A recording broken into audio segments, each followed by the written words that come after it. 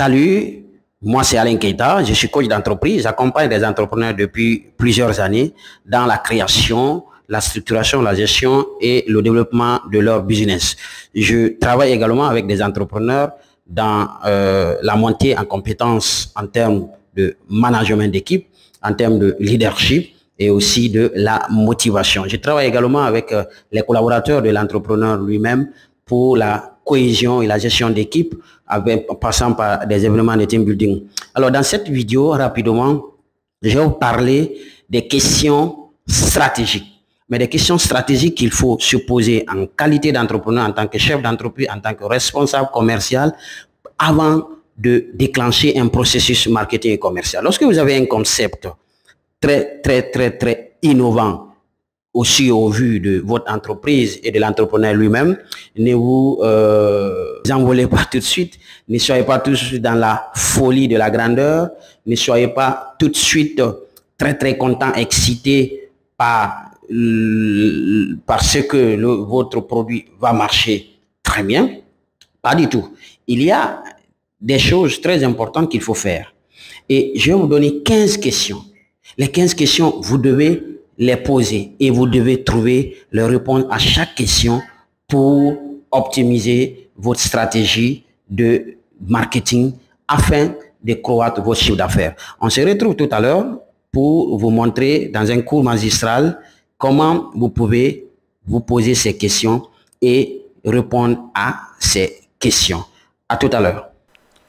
Nous allons donc parcourir ces quelques questions très stratégiques qu'il faut se poser en tant que manager commercial, en tant que chef d'entreprise, en tant qu'entrepreneur aguerri bien sûr, avant de déclencher un processus marketing et commercial d'un produit et pourquoi pas de votre entreprise. Donc lorsque vous voulez faire connaître votre entreprise ou l'un de vos produits, votre concept que vous avez déjà sous la main, voici les 15 questions dont je vous parlais tout à l'heure.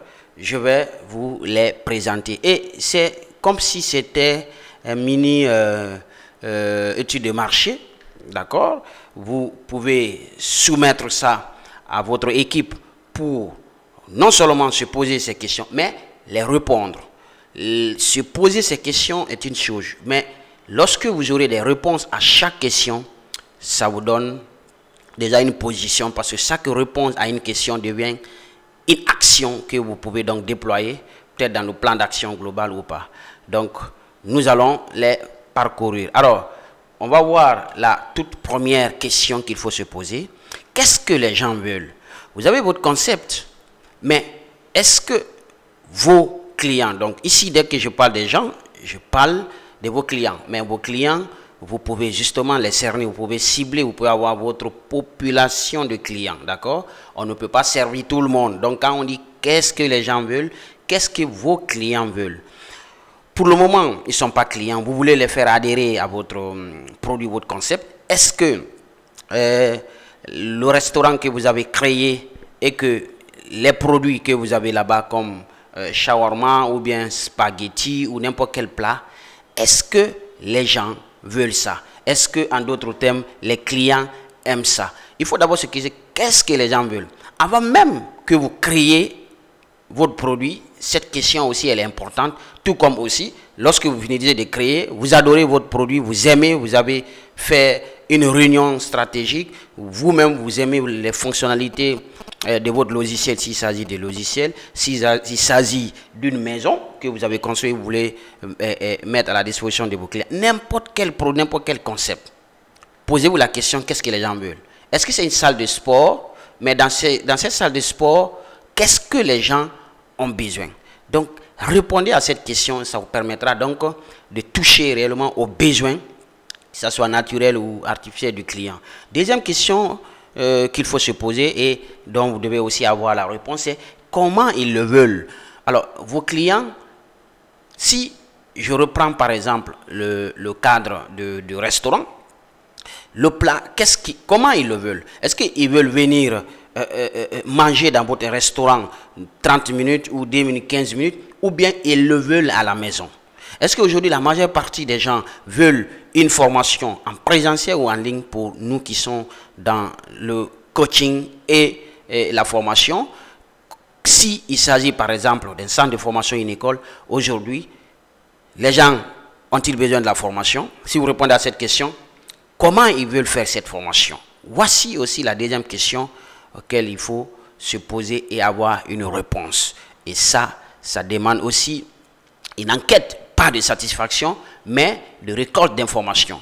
Des grandes entreprises embauchent les cabinets pour faire les études de marché, mais ce n'est pas que ça. Vous-même, vous pouvez le faire à travers aujourd'hui des réseaux sociaux, à travers les groupes auxquels vous appartenez. Vous pouvez absolument avoir sur 100 personnes l'avis d'une cinquantaine, d'une soixantaine de personnes. Et c'est comme ça exactement vous devez donc toucher le point sensible de l'action commerciale.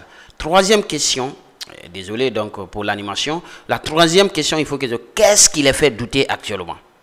Qu'est-ce qui fait douter actuellement les clients pour acheter? Donc, je parle des prospects. Les gens ont besoin de votre produit certainement, mais s'ils n'en ont pas besoin, qu'est-ce qui les fait douter? Est-ce que la qualité? Est-ce que l'emballage? Le conditionnement? Est-ce que le prix? Qu'est-ce qui les fait douter de votre produit, d'accord? Ou de votre service? Est-ce qu'ils ont peur de la déception après avoir souscrit à vos services? Et maintenant, quatrième question, comment influencer ces gens-là? Quand j'écris comment les influencer, nous sommes toujours avec les prospects, nous sommes toujours avec les clients. Comment les influencer? Positivement, bien sûr, il ne s'agit pas de l'influence négative. Comment influencer positivement les clients pour qu'ils adhèrent à votre opinion, pour qu'ils acceptent votre concept, votre idée, votre produit, votre service? D'accord? Cinquième question, qu'est-ce qui les excite actuellement? Alors, s'il s'agit du même produit que vos concurrents, on en parlera, qu'est-ce qui excite ces prospects ou les clients à aller acheter chez l'autre? Donc, il faut comprendre tout ça. Et ce qui les excite, généralement, vous comprendrez le mot excité, c'est-à-dire c'est le désir. Et je crois que dans l'une des vidéos de l'avant, je vous ai parlé de l'augmentation du désir d'achat. D'accord? Je crois que je reviendrai justement dans une autre vidéo pour vous parler des 12 commandements du client, où je parlerai aussi de cette excitation qui fait très au désir très élevé d'achat. Parce que sans désir, il n'y a pas d'achat. Les gens achètent par émotion et justifient leur achat par de la logique. D'accord? Bien. Alors, sixième question, qu'est-ce qui les fait hésiter? Qu'est-ce qui fait hésiter les clients aujourd'hui quand ils veulent acheter? Qu'est-ce qui les fait hésiter? Qu'est-ce qui les fait douter? Est-ce que en souscrivant à vos services, soit la formation, nettoyage, assainissement ou achat ou je ne sais pas, inscription dans une école, n'importe quel, c'est votre garage, est-ce que la qualité y est? Est-ce que la relation est là? Est-ce que cette relation de proximité est présente? Est-ce que le personnel est qualifié? Est-ce que le délai d'exécution du service, il s'agit des services, en tout cas, que ce soit du point de vue produit périssable, quel que soit, quel est l'élément qui fait douter actuellement les clients? Si vous comprenez ça, donc vous pouvez améliorer. Toutes ces questions, c'est pour pouvoir améliorer, bien sûr, le concept, le produit et votre entreprise, d'accord? Ça peut être votre entreprise, d'accord? C'est pas que le produit. Qu'est-ce qui fait hésiter des gens pour venir acheter dans votre entreprise, d'accord? Donc, est-ce que votre entreprise a une crédibilité ou bien si c'est une ONG, d'accord? Vous allez me dire peut-être que les ONG, c'est à but non lucratif. Eh bien, écoutez, chaque ONG fait marketing direct ou indirect. Ils font la vente aussi, voilà. Ensuite, septième question, où achètent-ils actuellement? Où ces clients achètent? Dans quelle entreprise, chez qui ils achètent? Il faut que vous compreniez. Et si peut-être on peut pousser plus loin, quand vous comprendrez où ils achètent, vous allez poser cette question, pourquoi ils achètent? Alors, ça veut dire que qu'est-ce que l'autre a et que je n'ai pas? C'est là où je parle souvent de la valeur ajoutée. Donc, on en parlera aussi plus tard. Huitième question, combien dépense-t-il en moyenne? C'est là où comprendre le pouvoir d'achat, le coût d'achat, justement de ça. Voilà pourquoi toutes les études de marché portent sur le prix. Alors que parfois, le prix n'est pas le problème. Vous avez oublié un aspect très important qui est le relationnel, que j'explique clairement dans la vente. On verra aussi dans une autre vidéo où on va s'appuyer beaucoup sur la partie savoir-être. Donc, combien dépense-t-il en moyenne? C'est pour comprendre combien les prospects sont prêts à acheter du lundi au lundi prochain sans avoir de la douleur, sans hésiter, sans se frustrer. Donc, c'est exactement ça. Là, il faut comprendre. D'accord? C'est pour valider le prix potentiel de votre produit, de votre concept. De quelle catégorie font-ils partie? C'est la 9e question que vous devez vous poser. Parmi ces gens-là, combien ils sont prêts à dépenser? Ce qu'ils veulent là, parmi ces gens, quels sont les gens qui font partie de la catégorie des clients dont je vous ai dit que vous ne pouvez pas servir tout le monde, sauf que en matière de restauration, il y a des besoins naturels où tout le monde a besoin, par exemple, de boire. L'eau, tout le monde en a besoin, même les animaux. L'eau manger également. Mais même dans cette restauration, vous verrez justement que si tu prends la restauration, vous verrez que ça peut être servi à des cadres. Donc, justement, où se trouvent ces cadres? Dans les entreprises. Donc, on revient à la 4e question, ou la 2e question, comment ils préfèrent? Peut-être, eux, ils préfèrent que vous les envoyez ça, au lieu qu'ils se déplacent, ils n'ont pas le temps. Peut-être pendant la pause aussi, ils ont autre chose à faire. Donc, est-ce que votre produit, votre service, donc, intéresse les gens qui ont 1 à 18 ans ou qui dépassent 50 ans? Donc, c'est ça la cette 9e question. Et la 10e question, qui sont ceux qui ne sont pas encore satisfaits dans cette catégorie? Alors ça, généralement, si c'est un produit déjà qui a commencé à fonctionner, ou bien chez l'autre, c'est-à-dire que quand je dis l'autre, le concurrent, la personne avec l'entreprise avec laquelle vous êtes dans le même secteur, vous vendez à la même cible, maintenant vous verrez quels sont les gens, parmi les gens qui sont intéressés au produit, quels sont les gens qui ne sont pas encore satisfaits, et c'est là où vous allez aussi réussir à améliorer, alors ajouter la valeur pour pouvoir justement continuer à séduire et à fidéliser vos clients. Alors, 11e question, comment nous perçoivent-ils actuellement? Ok, voilà, ça c'est très important, parce que je vous ai dit, le marketing, c'est pas aussi une question de bataille de produits et d'entreprise, mais c'est aussi alors une question de perception. Comment les prospects, comment les clients nous perçoivent? Nous perçoivent-ils comme des experts? Nous perçoivent-ils comme des débutants, comme des gens non qualifiés, comme des gens qui sont trop dans la relation? Comment ils nous perçoivent actuellement? Alors, quand vous répondrez à cette question, on va passer à la 12e question. Aussi, comment doivent-ils nous percevoir? Donc, à l'état actuel, comment ils nous perçoivent? Ok, peut-être qu'ils nous perçoivent comme des gens qui ne sont pas encore connus. Mais comment ils doivent nous percevoir? C'est ça aussi le plus important. Il faut qu'ils nous perçoivent comme une entreprise qui a de la qualité, qui vise l'excellence, qui est dans le relationnel. Ce sont des exemples. Ou qui est une entreprise qui est proche de ses clients en termes commerciaux.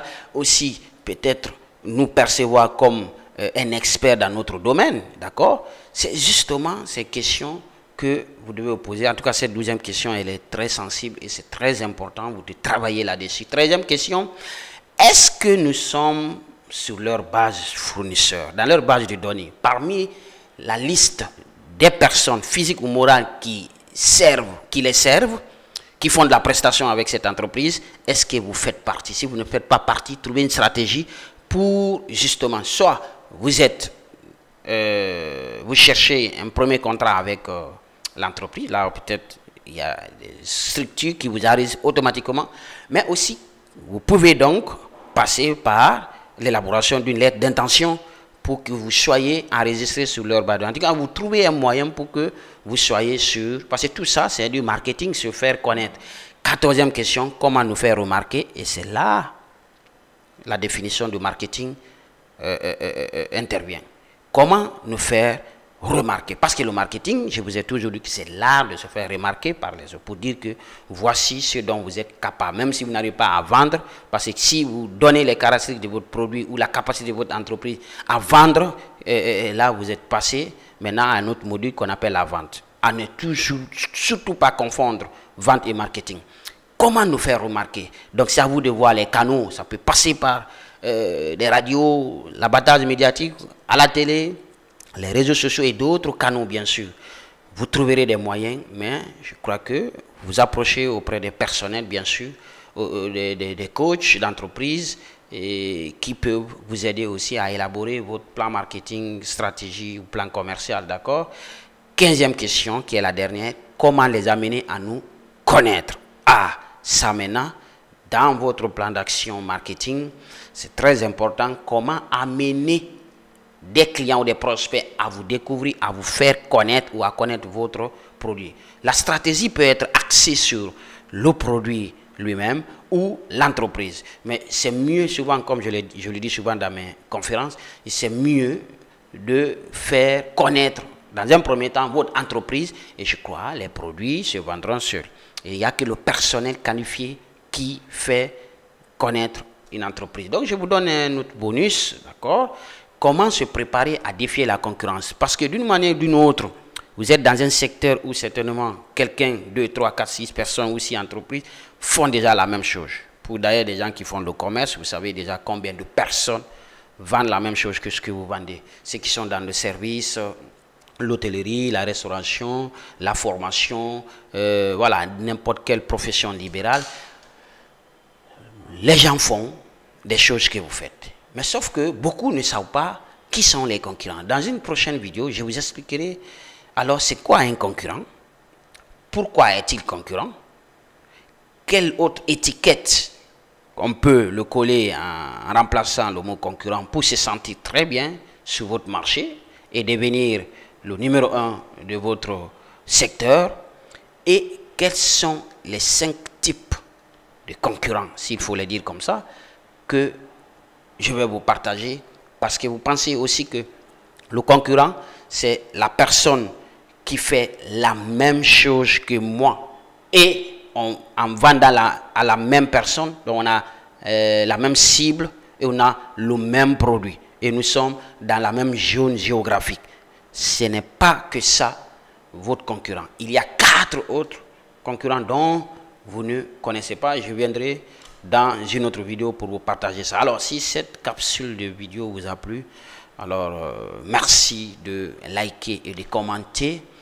Je vous reviens prochainement pour vous parler soit de la continuité en marketing ou des vidéos sur la vente et pourquoi pas en management, parce que ici sur cette chaîne je vous parle d'entrepreneuriat, de business, de coaching, de motivation, de marketing et de gestion. Merci d'avoir regardé la vidéo. À la prochaine.